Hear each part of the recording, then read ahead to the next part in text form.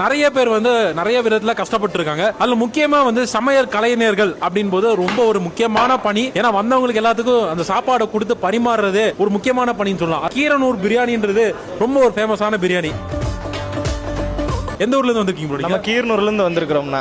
ஆமா, கீரனூர்ல இருந்து வந்திருக்கோம். இப்போ கீரனூர் அப்படினா அந்த பிரியாணி ஃபேமஸ். எதனால அந்த கீரனூர் பிரியாணி ஃபேமஸ்? கீரனூர் பிரியாணினாவே உலகமெங்கும் ஃபேமஸ். நம்ம எந்தெந்த ஊருக்குலாம் போறோம் எல்லா ஊருக்குமே போயாச்சு. எதனால அந்த ஃபேமஸ்ன்றாங்க ப்ரோ? கை பக்குவம். அந்த சமையல் தொழில் மூலமா இதெல்லாம் ரொம்ப நாங்க ஃபேஸ் பண்றோம். ரொம்ப கஷ்டமான இந்த டைம்ல எல்லாம் இருந்துச்சு.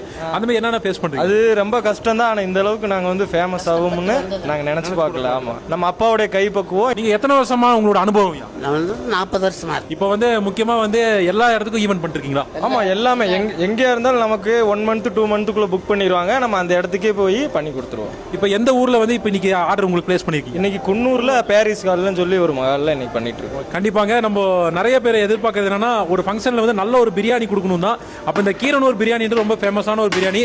அது வந்து நம்மளுடைய Ajay catering service phoenix event மேனேஜ்மெண்ட்டோட அவங்க கூட சேர்ந்து பண்ணியிருக்காங்க. மறக்காம இவங்களை கான்டாக்ட் பண்ணுங்க. உங்களோட ஆர்டர்ஸை பிளேஸ் பண்ணிக்கோங்க.